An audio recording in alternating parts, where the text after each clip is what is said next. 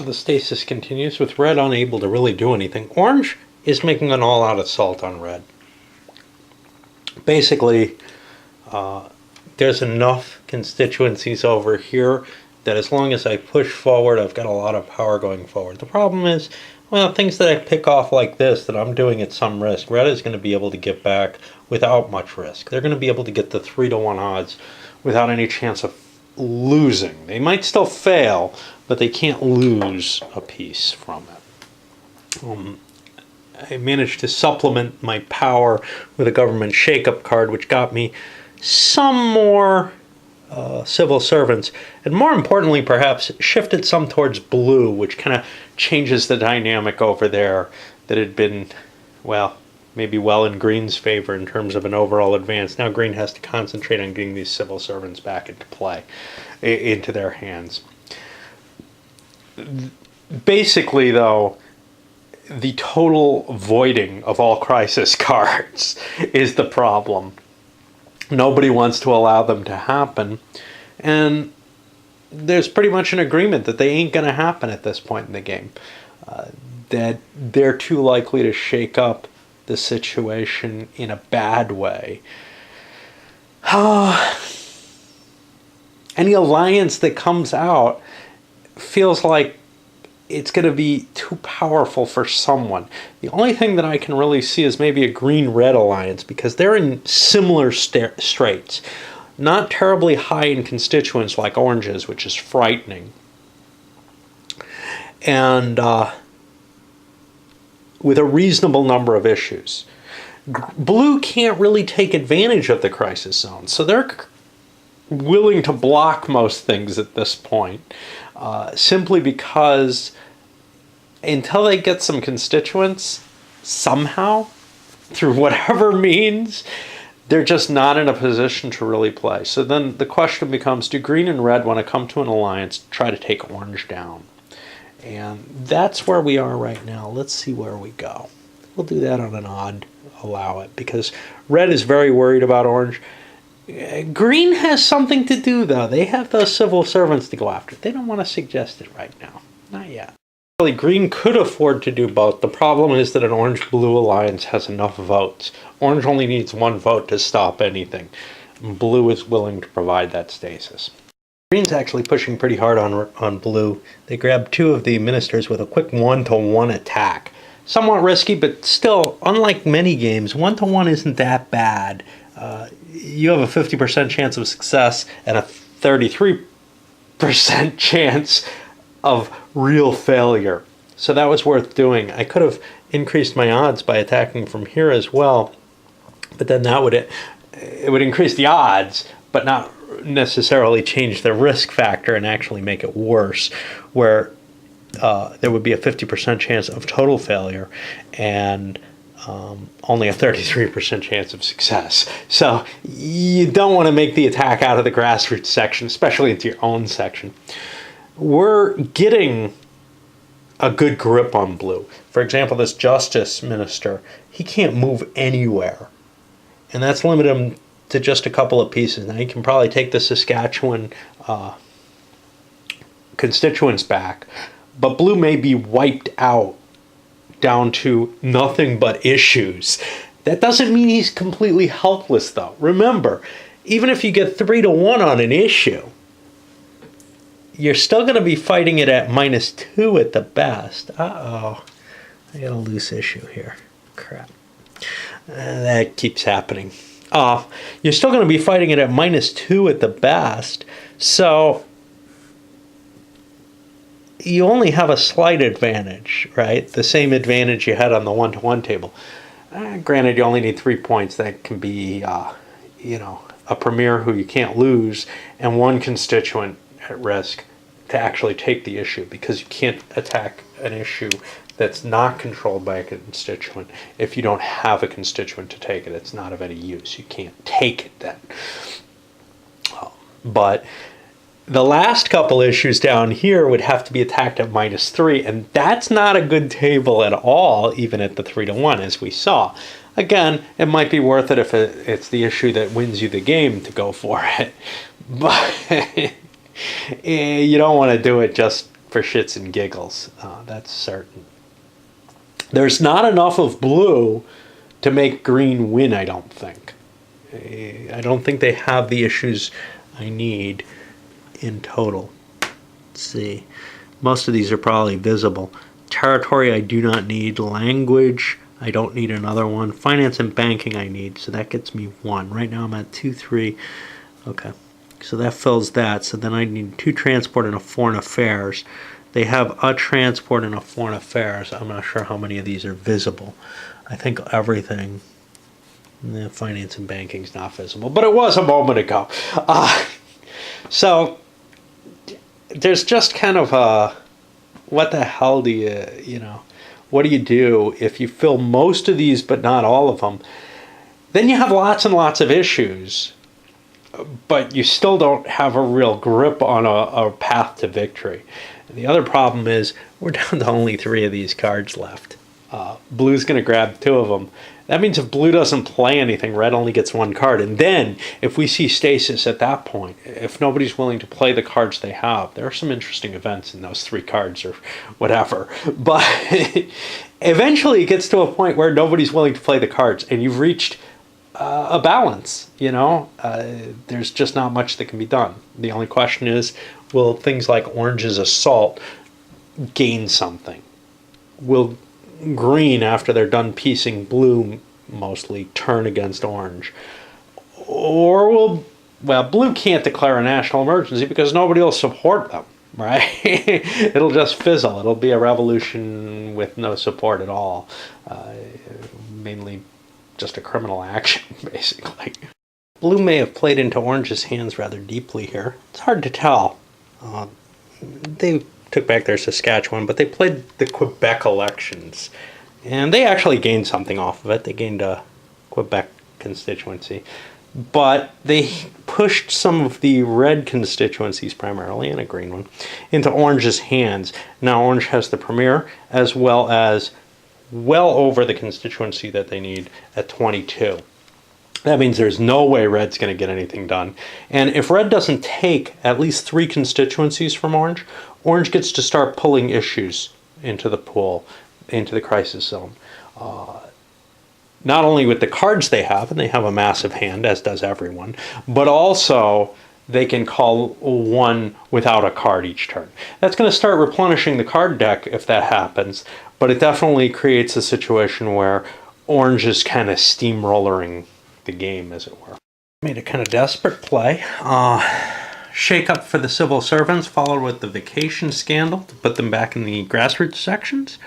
And that got them a position where they could make attacks on many constituencies at basically 2-to-1 odds. Most of those succeeded. However, once they had gotten orange below the 20-point thing, they made an attack here that failed, converted 2 over, and now orange is at 2. That leaves me with 1 option left to prevent things, which is elections. Most of my elections aren't great choices. For example, Ontario. I have a lot of power in Ontario. I'm not sure I really want to play that one. Although I have a couple of elections, so I could run them one after the other. Saskatchewan, I don't have all that much there. Quebec seems like the best first choice. This is the card blue just played. I can just play it again. There's no deck, basically. The goal here is to get orange under that 20. So as soon as I get an election that gets me there, I'll probably stop running elections. The question is whether I'll keep doing them if orange doesn't get below the 20. That's kind of risky. For example, I think I have the Saskatchewan. No, I don't think I do have the Saskatchewan premier. That may be the best choice for me. I do have a Saskatchewan constituency, I think. But that's probably going to be I don't even know if I have that anymore. That's going to probably be my first choice then. And then Quebec, if need be, or Ontario. I'm not sure which. It's kind of tough to see because I've got some stuff from Quebec. There's my Saskatchewan. I've got some stuff from Quebec, not in the best of places, but I don't have a lot of Quebec constituents. So it's probably good to play both of those, actually. Orange didn't have a Quebec and a Saskatchewan constituency, so only the Quebec one made any sense. I played that and it was sufficient, got them down to 18. I haven't figured out who has the premier. I think it's probably red, but I gotta do a quick count and place that. Made a lot of kind of risky attacks and won them all, including ones they didn't really need, like attacking a media issue here from red. They've managed to steamroll enough votes that they could play their national elections card, and now they own the entire government. They reassigned some pieces, leaving ministers where they were. Again, that's kind of a, gee, can you do that, or do you have to reassign them all at home? That's not absolutely clear. They all come off the map. No, that is clear. I gotta take the PM out of here, which is painful because this Ontario is exposed. I think none of the others were left kicking around anywhere. I'll put the PM back somewhere. He's not really needed for any kind of defense. That's a shame, because the rules are explicit about they all come off the map and then they're replaced within your home territory. So that does weaken his defensive position here, but that's okay. Red is fairly heavily neutered. They have almost nothing. They have a premier and just a handful of 5 constituents total I have over there. One of them's way back here along with a premier there. That's probably not going to get out of there with the constituent. But it's hard to tell because green's fairly heavily committed to an attack on blue here. Anyway, can orange win from this position? It's hard to tell. It really is.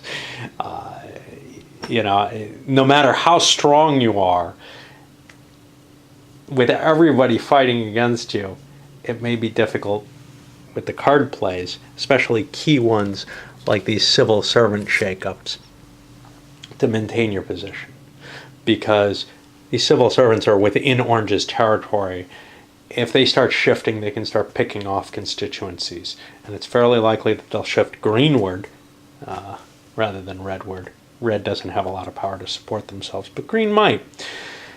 So, I don't know. I may have just destroyed red as a power the way blue's been destroyed as a power, but then it comes down to a fight between green and orange over things. And green is certain to lose that in terms of the electoral process. However, if orange drops below the 20, you might see a coalition that's willing, maybe not to help green, but to help blue and red pick orange apart. That's hard to tell, because if they're allowed to get to the power base that green is at, then what does green really gain from it at all? I don't know. It's really tough to get a grasp on whether or not to make a deal at any given time. There's a lot of negatives to making any deal in this game. It's not like, oh geez, that just helps each of us. So would these guys be willing to help green? Well, maybe, because orange is in a very, very potent position. And that may be the only way, is if green can get some power and then be the attack dog on orange while everybody's trying to pick them apart using cards and call-ups of issues. There might be an agreement of that nature, especially if green agrees to leave blue alone for a while. The problem? Well, right now orange has all the power if someone can't take some away from them. And that's hard because orange's vulnerable pieces are over in the red area. Only really red can pick things off easily, unless we see that shake up in green's hands, which could well happen. There's one card here. I don't know what that is. Vacations, that can be helpful, yeah, they're going to get one of these cards that orange played, and that might be the national elections, which will do them no good whatsoever. Blue can get the shake up. They'll probably play it, just because they don't want to hand orange the game, although they kind of like orange better than they like green. Green is nowhere near winning. Orange has a very potent situation right now. Unfortunately, green got the national elections. The civil servant thing, which could have really shaken things up, doesn't go into their hands. Now, if blue plays the civil servant thing, that's going to shake things up maybe towards red, but it's more likely towards green. And then orange has a chance to try to win those civil servants back if they so desire. What did work, however, was the Quebec election, which swung enough constituents over to red that orange is back down to 19. They're not going to be able to call any issues up, and they can't block anything anymore. However, blue calling issues into the crisis zone doesn't really help blue, so they don't see any real reason to do that. And whether or not red wants to call issues up, red's got more important things to do with this orange invasion right now. So it's kind of like the issues have taken a secondary position to everyone except orange, and orange doesn't have all that many. So it's really the constituents, even with orange, it's the constituents that are really important. The fact that they aren't able to maintain the constituent level where they need it above 20 means that they never get to actually provide, call issues up any more than anyone else can. Blue played the now usual attack on Saskatchewan, took it over. And this is really this kind of annoying trade-off, except the Quebec election they played lost them an issue, and one of the pieces that they've been using to attack with. Now, they have another Quebec piece ready to reinforce with, but the loss of the issue, they may not be able to get that back. So this kind of, this is almost like trench warfare here, Just, it's really hard to get a grasp on your enemy without stepping into places where he's got a defensive advantage that's very strong. The Quebec shakeup didn't do a lot more. Converted an orange piece here into green, except that green got the premier out of it. So that did not work well for blue at all. They had the Manitoba and Saskatchewan elections. They considered playing them, but again, they own a Saskatchewan piece now. They have the premiers for both, and the Manitoba pieces are very well defended in the grassroots sections of the two players who hold them, so they're unlikely to get any gain off this. It's also deep in their territory, so it's likely this is just a bad play for them. Now we go back to red, and we know what red's going to give for cards. A government shakeup, which they're likely to play. They're unlikely to play because they only have the one minister available.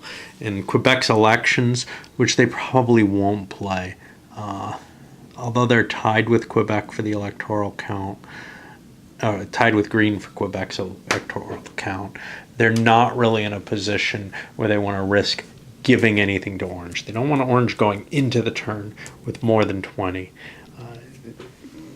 They can kind of minimize the risk of that by just attacking orange pieces here rather than do anything else.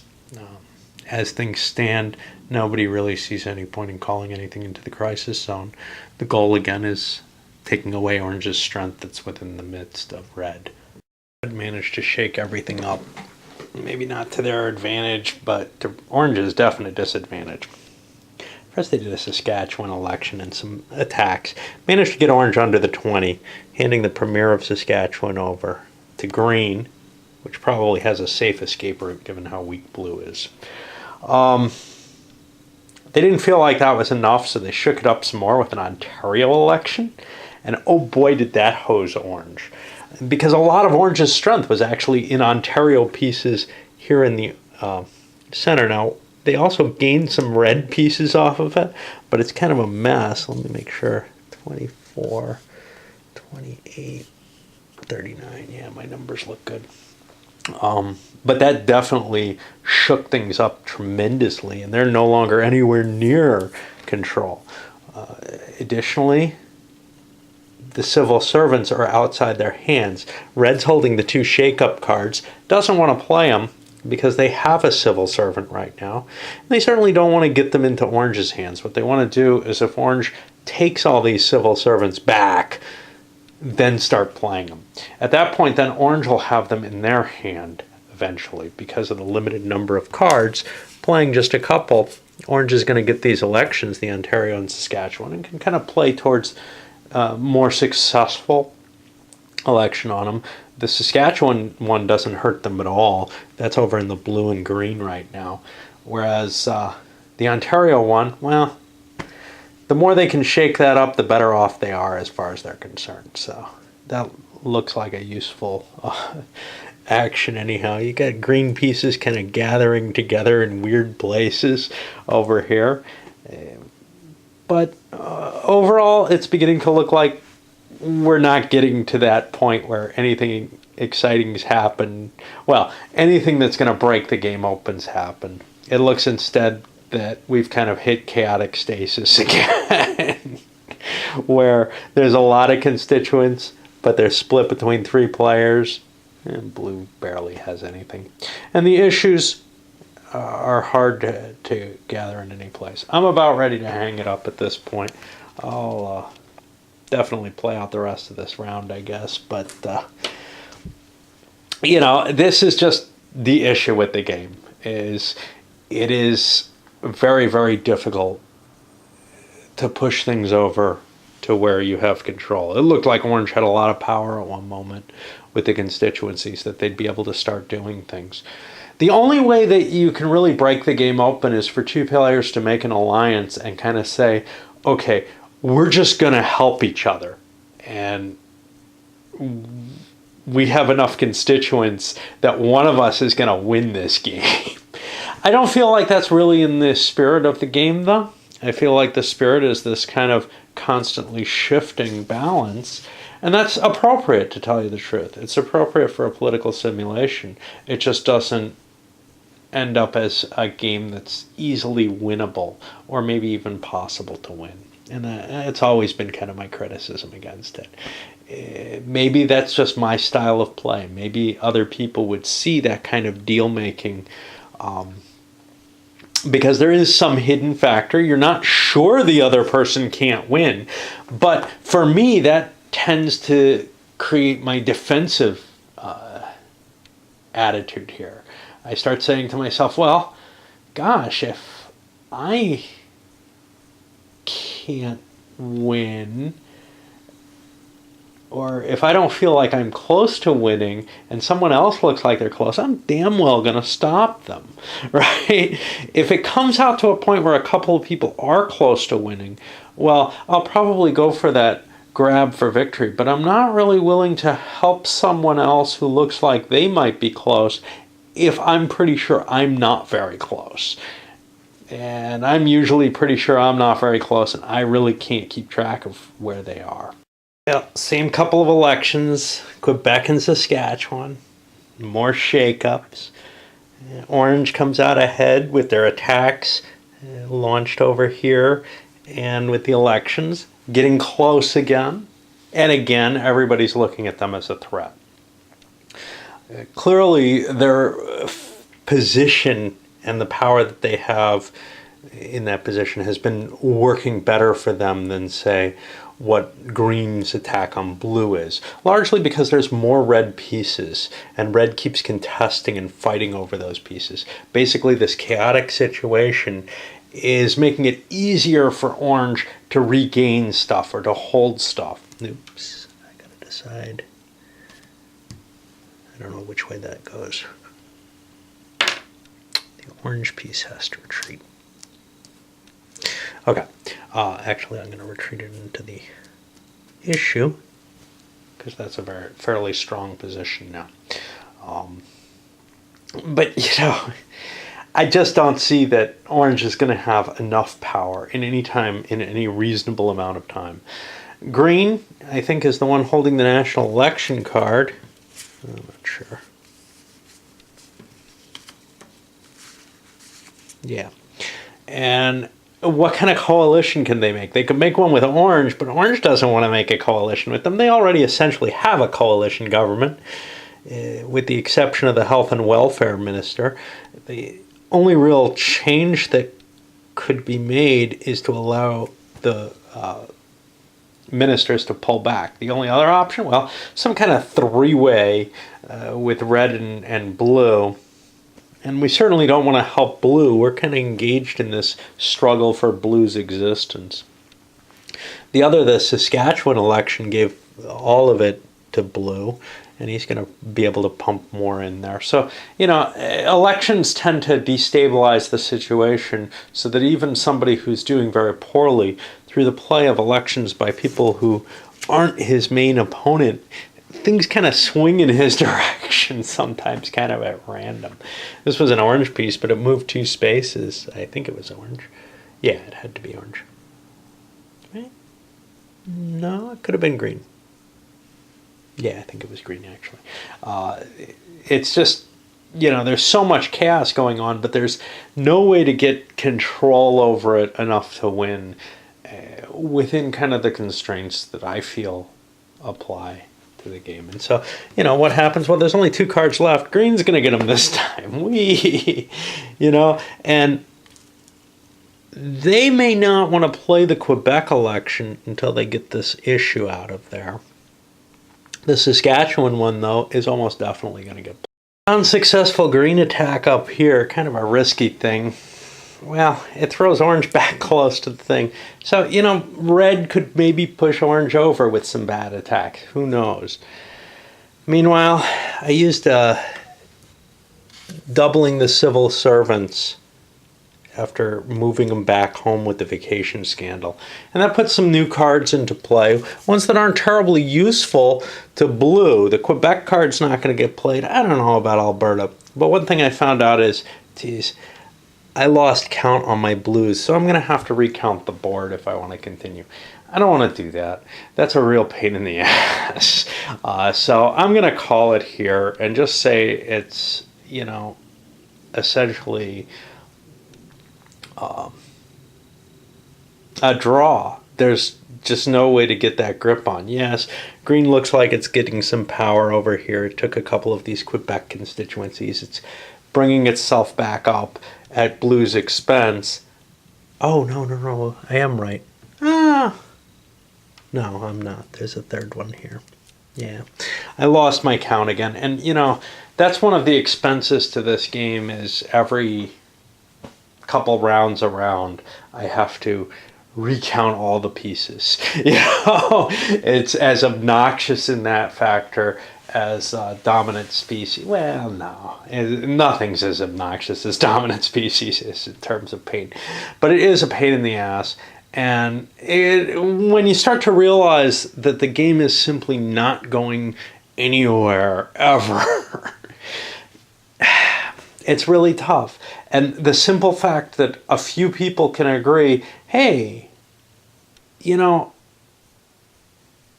it's not in my best interest to ever allow these crises to come up. As soon as that realization starts sinking into people, that if they can come up with a coalition that can block crises from happening, they can pretty much protect themselves from losing. And that seems to be really, given the trinary nature of the game, of the victory conditions, there's this win, lose, or neither. And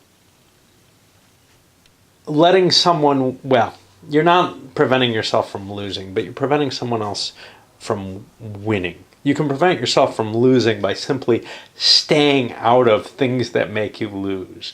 Things that make you lose all surround the national emergency. So, let's say, I don't know, who's doing poorly right now? I guess blue and red have the least issue. Red has the least issue. So red could call a national emergency. Well, as long as everyone opposes it, then none of them lose. And chances are red loses. And that puts you in a better position than red.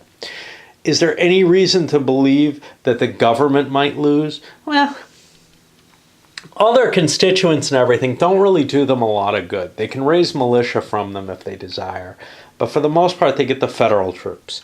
And then the question is, the Francophones might get you some of those federal troops if you're in the rebellion. If you're not in the rebellion, there's no real issue there. And what these constituencies really do is they take them out of other people's hands, so you don't have to go arrest them, and they're not going to generate militia for you. And that's really the nature of it. I don't really like the concept behind doing the national emergency, so I'm going to avoid it. I'm going to call this here. I think I made that clear already, but it just, there might be a possibility that it comes to a victory. I don't know if I've ever seen one. The way I play with the turtling, etc. I've seen some people complain about, your best laid plans are destroyed by those crises. Well, the truth of the matter is, there's two ways kind of to go with it.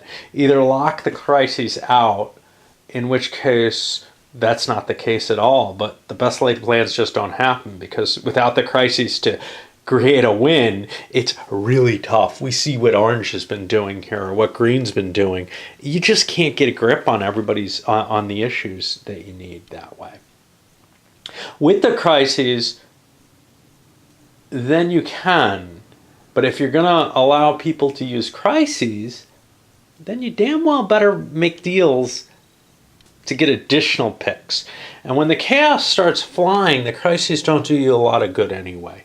That's kind of the issue here. So red doesn't really want to see, say, green start throwing crises. Green's got a lot of power they can throw into place, and they certainly don't want to see orange throwing crises into play. Could green and orange come to an agreement and try for a win? Sure. I don't know how reasonable that is, though. They're certainly the two powers on the game. And then it just comes to, well, who gets the better draw? And then when somebody starts getting close in the issues, we got to shut him down. The hell with this deal. Let's just stop him. We'll work together to stop him. And then, I'm ahead now. Okay, well, then this triumvirate will work to stop him. And that's really the issue is, why would you want to help somebody who looks like they might win? The balance of power is just, it's not, some games, things like Here I Stand and the coin games or something, put you in this position where you're constantly on the knife edge. You can stop one person, and then you got to stop the next person, and then here it's so easy to stop everyone. It doesn't seem like it's worth kind of making that deal to push. Now, maybe I'm missing something with that. Obviously, in a game like Diplomacy, you do end up, you're in this basic locked-in, frozen position. But it's very clear that you and someone else are definitely gaining something and wiping out opponents. Here, you're not really wiping out opponents, and they're going to turn against you. As soon as you start doing well, if you start beating one of your opponent, the guy you're allied with, it's going to swing the dynamics, and that balance is going to come into play and trump you out. So, yes, you could get it closer to the knife edge type play. If green and orange, say, made a deal, they could get it close enough that maybe it would be a little more exciting and a little bit more risky. I don't tend to like playing risky, though. In Diplomacy, if you don't cut a deal, you lose. Here, if you don't cut a deal and you prevent other people from kind of cutting deals, it all works out very well. And probably as a fair simulation. All right. I'll be back with a review in which I probably say much of what I just said.